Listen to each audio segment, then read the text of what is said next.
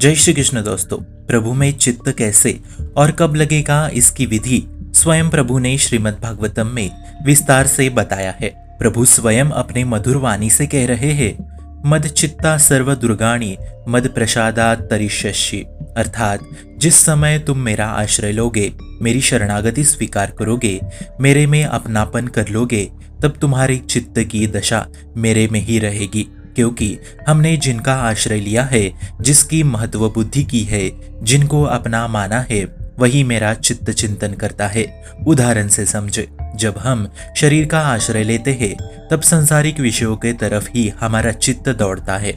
हमारा मन भोगों में लगा रहता है, जैसे कि रुपया, पैसा, मान, प्रतिष्ठा, संबंध, इन सब का हम चिंतन नहीं करते, फिर भी वहां मन भागता है। तो ऐसा इसलिए क्योंकि हम शरीर के शरणागत है। तो ठीक इसी प्रकार प्रभु कह रहे हैं, चिंतन तभी होगा जब तुम मेरे में शरणागत होगे, और जब चिंतन होने लगेगा तब चित्त अपने आप मेरे में लगने लगेगा। तो मित्रों, यदि कभी हम प्रभु का भरोसा ले, उनका आश्रय ले, तो हमारा चित्त अपने आप प्रभु में जाने लगेगा।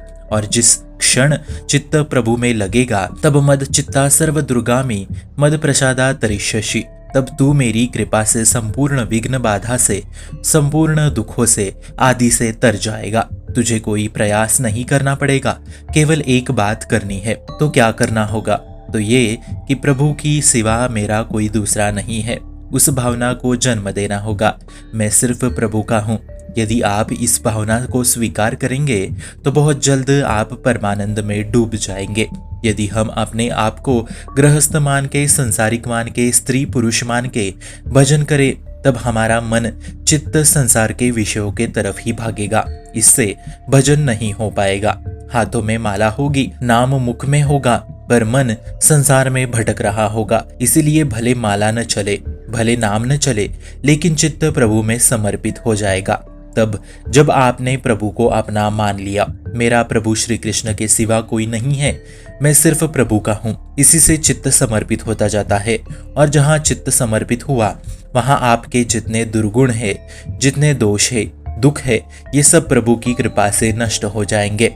तब आपको कुछ और करने की कोई आवश्यकता नहीं होगी। ये स्वयं प्रभु पुराण में कह रहे हैं। और जहाँ चित्त प्रभु में लगा, तब परमानंद की बाढ़ आने लगेगी। तब सारा संसार उसके लिए शून्य होता चला जाएगा। इसलिए प्रभु कह रहे हैं, तुम कुछ भी मत करो, सिर्फ चित्त को मेरे में लगाओ। और चित्त मुझे तभी समर्पित होगा जब तुम में ये भावना आएगी कि मैं प्रभु का हूँ और प्रभु मेरे है। कुछ इस प्रकार आप अपने चित्त पे काम करते रहिए, फिर एक दिन अवश्य ही प्रभु की आपके ऊपर कृपा बरसने लगेगी। शुभम भवतु कल्याणमोस्तु। भक्ति का प्रसार करने हेतु इस चैनल को अपने मित्र और परिवार संग शेयर जरूर करें, और भक्ति दृढ़ करने हेतु इस चैनल को सब्सक्राइब करना ना भूले। राधे राधे।